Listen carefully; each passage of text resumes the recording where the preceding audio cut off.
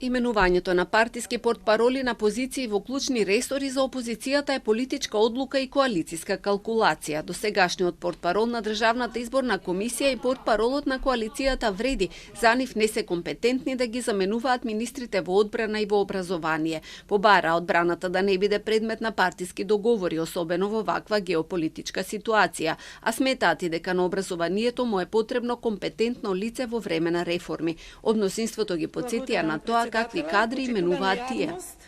И одбраната и образованието страдаат од партизација и некомпетентност. Кога кадровските решенија се темелат на коалициски калкулации, а не на стручност, тогаш напредок нема. Образованието и одбраната се исклучително важни за една држава. Одбраната ја штити сегашноста, а образованието ја гради иднината. Приматот на најнеспособна влада во историјата на Република Македонија не можеме колку и да се трудиме да ви го одземеме. И тоа е сака јавно мислење и затоа сте тука со толку пратеници и пак не ви доаѓа паметот. Одвреди ги бранеа своите кандидати дека се компетентни за позициите.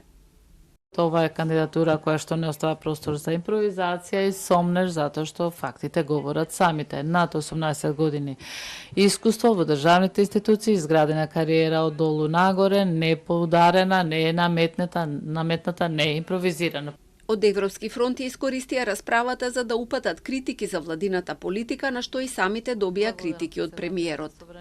Јас не знам дали вие сте имале ревизија, лична ревизија ваша или на владата за тоа што сте кажале, што сте виделе и што сте реализирале. Меѓутоа, кредитот добиен со масовен глас од народот треба да се претвори во исполнување. Можеби ќе се сетите на оној директор во геријатрија Ѓорче Петров, висок функционер на партијата, од каде што доаѓа пратеникот, како заврши со лицици на рацете затоа што на грбот на пациентите се богател и денеска е осуден. Или па можда ќе се сетите на ѓока и катната гаража. За жал, таков тип на политика ние не водиме, точно тоа сте во право, колега.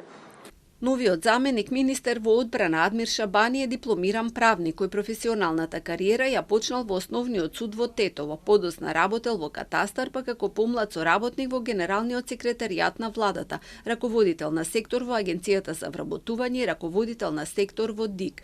Заменик министерот во образование Дритон Сулемани е дипломиран економист кој на позицијата доаѓа од Средното училиште Цветан Димов, каде бил професор по економски предмети. Претходно бил директор на природно-научниот музеј и асистент на проектот за здравствени картички. Кариерата ја почнал како советник во општина Куманово.